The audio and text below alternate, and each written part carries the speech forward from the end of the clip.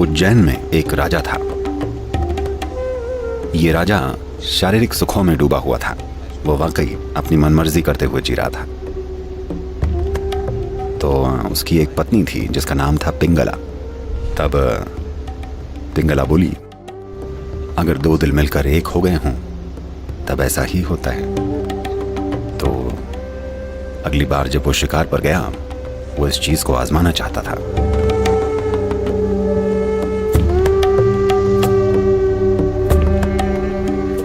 उज्जैन में एक राजा था। उसका नाम था Bhartrihari. He's the one who wrote the Shringara Shatakam and later on wrote the Vairagya Shatakam. ये वही हैं जिन्होंने श्रृंगार षटकम लिखा और बाद में वैराग्य षटकम भी लिखा। श्रृंगार षटकम एक कविताओं की रचना है। इसमें सिर्फ काम की लालसा और काम साहित्य है। वैराग्य षटकम एक पूरी तरह से वैराग्य और त्याग की रचना है। ये राजा शारीरिक सुखों में डूबा हुआ था। वो वाकई अपनी मनमर्जी करते हुए जी रहा था। एक दिन वो शिकार पर गया और उसने एक हिरण को निशाना बनाया और मार गिराया। जब हिरण मर गया तो मादा हिरण जो उसके साथ ही थी वहीं खड़ी रही। अपनी जान जोखिम में डालकर भी वो वहीं खड़ी रही। राजा ये देखकर हैरान था। भागकर अपनी जान बचाने के बजाय वो वहीं मरने के लिए तैयार खड़ी थी। और तभी इसी बीच राजा के साथ शिकार कर रहे सैनिकों में से एक को सांप ने डस लिया और वो भी मर गया। जब वो मरा, उसकी पत्नी आई और जैसे ही उन्होंने सैनिक को आग के हवाले किया तो बड़ी मुश्किल से लोगों ने उस औरत को आग से दूर रखा, क्योंकि वो आग में कूद जाना चाहती थी। तो राजा ये देखकर राजा हैरान हो गया। राजा अपने जीवन में खुद को ही सब कुछ समझता था, उसके सुख, उसकी पसंद वगैरह वगैरह। जब उसने इस मादा हिरण को देखा और उस औरत को आग में कूदने की कोशिश करते देखा तो वो एक तरह से कंफ्यूज्ड हो गया। तो उसकी एक पत्नी थी जिसका नाम था Pingala.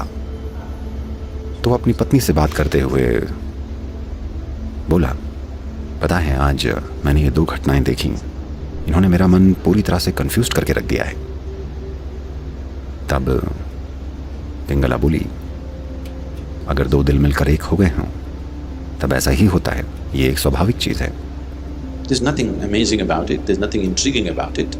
If two hearts have really become one in their experience, this is how it will be. इसमें आश्चर्य की बात नहीं है, हैरानी की कोई बात नहीं है। अगर दो दिल उनके अनुभव में वाकई मिलकर एक हो गए हों। उसने बड़े सहज होकर कहा जैसे ये काम बात है। तो इसने राजा को और भी हैरानी में डाल दिया कि उसकी पत्नी भी यही कह रही है। उसके पास 500 स्त्रियां थीं, उसे ये बात समझ में नहीं आई।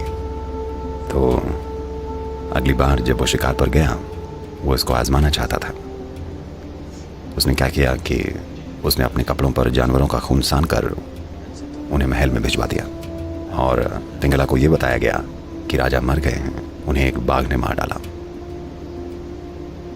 तो जब पिंगला को ये खून से सने कपड़े मिले, उसने कपड़े नीचे रखे, कपड़ों को नमन किया और फिर उन कपड़ों पर लेट गई और उसने वहीं अपनी अंतिम सांस ली और मर गई। जब उसे इस बात का पता चला तो वो इतना ज़्यादा परेशान हो गया कि वो बस ऐसे ही उसे परखना चाह रहा था और उसने सच में अपनी जान दे दी। और तब उसने अपना राज्य छोड़ दिया और एक ऋषि बन गए। और तब उन्होंने वैराग्य षटकम की रचना की। ये कविताओं वाली सुंदर रचना है। यही स्त्री प्रकृति का स्वभाव है कि नतीजा महत्वपूर्ण नहीं होता,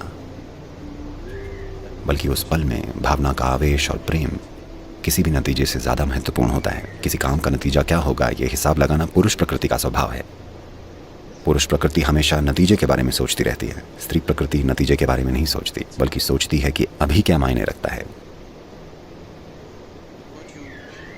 आप क्या सोचते हैं या दूसरा क्या सोचता है, ये स्त्री प्रकृति का स्वभाव नहीं है। वो क्या सोचती है, यही स्त्री प्रकृति का स्वभाव है। क्या उससे विचारों से दिशा नहीं देनी चाहिए? हाँ, देनी चाहिए, अगर बात जीवन के भौतिक या बाहरी पहलुओं की हो तब। पर जब बात जीवन की हो, अगर आप में स्त्री प्रकृति नहीं है तो आप जीवन का आनंद नहीं ले सकेंगे।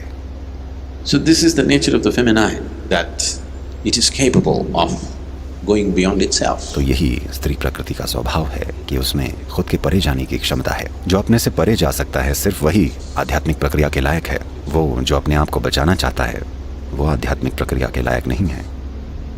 शांभवी एक ऐसी चीज है जो आप में स्त्री प्रकृति को प्रज्वलित कर सकती है, क्योंकि अपने आप को अलग रखे बिना ये नहीं हो सकता। ये कोई ऐसी चीज नहीं है जो आप करते हैं, ये एक ऐसी चीज है जिसे आप होने देते हैं। शांभवी का सबसे खूबसूरत पहलू यही है, आप वाकई ये कर नहीं सकते। सिर्फ तब जब आप इसे होने देंगे ये एक बाढ़ की तरह आएगी। अगर आप इसे सही से टेक्निकली करना चाहेंगे तो कुछ नहीं होगा, क्योंकि प्रैक्टिस अपने आप में कुछ नहीं करती।